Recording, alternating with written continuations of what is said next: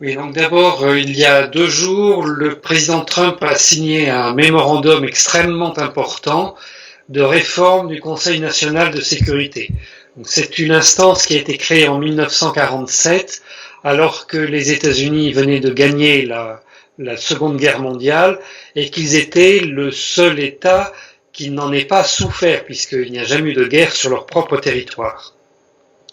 Donc à ce moment-là, les États-Unis ont décidé de s'accaparer le monde et de lutter contre l'Union soviétique. Ils ont donc créé un Conseil national de sécurité en même temps qu'ils ont créé la CIA, c'est-à-dire qu'ils ont décidé d'avoir des services secrets permanents pour servir leurs intérêts.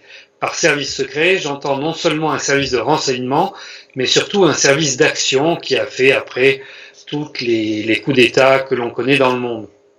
Donc, le Conseil de sécurité a été créé avec 3 participants importants.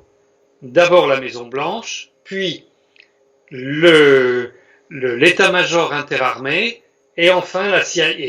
Et ce sont toujours ces 3 composantes qui ont gouverné la politique étrangère et militaire des États-Unis pendant pratiquement 70 ans.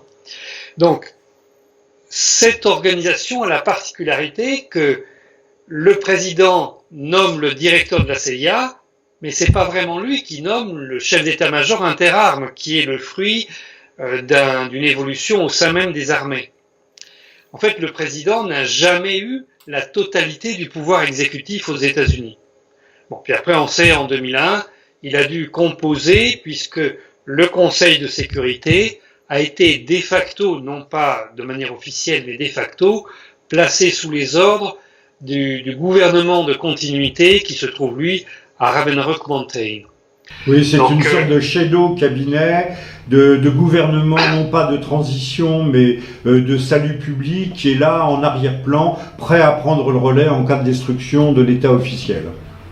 Voilà, et donc ce sont les gens qui ont fait le coup d'État le 11 septembre 2001.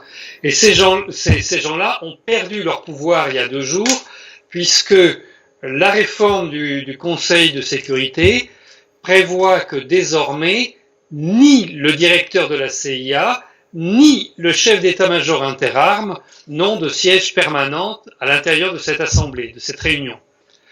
Alors, c'est un changement fondamental, parce que ça veut dire que les États-Unis renoncent à être un empire, et qu'ils décident d'être une puissance comme les autres avec laquelle on va pouvoir travailler normalement.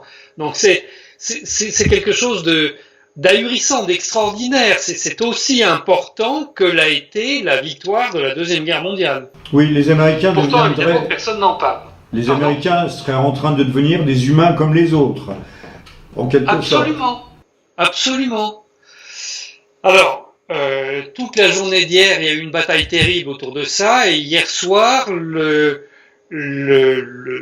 porte-parole de la Maison-Blanche a dit que ce texte allait être amendé et que probablement le directeur de la CIA pourrait à nouveau siéger de manière permanente dans ce Conseil de sécurité.